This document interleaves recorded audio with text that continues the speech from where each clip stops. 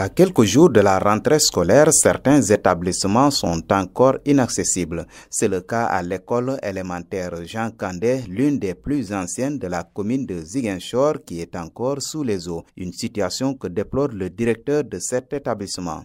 J'étais passé pour voir la situation et voir l'état des classes et autres. Mais j'ai vu que la situation est vraiment très désolante. Parce que la cour elle est pleine d'eau, l'eau ne bouge même pas, elle est stagnante.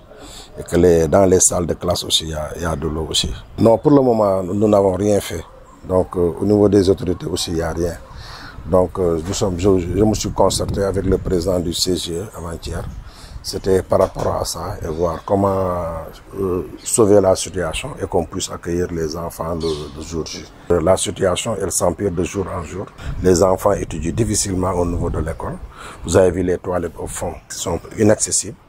Et à la rentrée aussi, nous allons un peu fatiguer le voisinage pour que les enfants puissent accéder dans les toilettes aussi. Non loin, son voisin, le CEM Malik Fall, qui a formé des cadres, rencontre les mêmes difficultés et les autorités en charge de cette question tardent à réagir après de multiples promesses. Oui, les autorités, on les a arrêtés. Ils sont au courant de tout ça parce que de toutes les façons, il y avait une délégation qui était venue ici durant l'année scolaire. Bon, c'était des partenaires.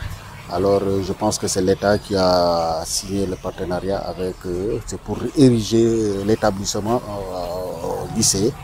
Alors, si bien que ils sont venus, bon, c'est des toubabs en quelque sorte. Ils sont venus, ils ont fait l'état des lieux, des processions. Ils nous ont donné rendez-vous qu'ils reviendront pour incessamment démarrer les travaux, quoi. Mais jusqu'ici, on ne les a pas encore vus. Donc, c'est tout simplement que vraiment, ils n'ont qu'à nous aider. Donc à faire tout possible parce que le CEM Malik Fall, non seulement ça est au cœur de la ville, c'est un établissement plus ancien, je pense que depuis en 1950 et quelque chose comme ça. Alors donc il y a pas mal de produits qui sont sortis dans cet établissement. Donc je lance un appel aux autorités, n'est-ce pas, de vraiment revoir leur copie, de vraiment penser à cet établissement-là pour rétablir cet établissement dans de très bonnes conditions, pour que les élèves soient dans de bonnes conditions, les personnels soient dans de bonnes conditions. Et je pense que ça va encourager le pourcentage. Par contre, à l'école élémentaire SOS Pierre Crémieux, les travaux vont bon train comme à l'accoutumée pour pouvoir accueillir les élèves à la prochaine rentrée scolaire prévue pour le 6 octobre prochain afin de respecter le Ubité Djangatei. Avec le programme de l'État Ubité Djangatei, nous avons toujours pris le devant pour être en phase avec ce projet. Donc 15 jours avant l'ouverture chaque année, nous commençons le désherbage de l'école, la réparation des tables bancs et la désinfection des locaux. Le service d'hygiène est déjà passé, a fait son travail. Le menuisier chargé de la réparation des tables bancs va venir. Et comme vous le voyez, donc, les désherbeurs sont à pied d'œuvre. Et cela est facilité par SOS Village d'Enfants lui-même, qui met à notre disposition un budget consistant pour désherber la dite école.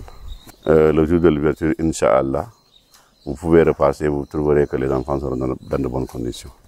Et si Dieu le veut bien, dès le premier jour, ils auront leur emploi du temps, ils auront la liste des fournitures à acheter.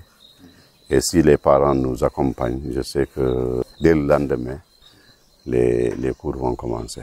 Pour rappel, Jean Kandé et Malik Fall ne sont pas les seuls établissements qui subissent ce sort en Casamance. Tantôt c'est les eaux hivernales, tantôt c'est l'herbe, d'où l'appel lancé à l'endroit des autorités, des bailleurs, mais aussi de la communauté qui doivent tous mettre la main à la pâte afin de sauver l'école en Casamance.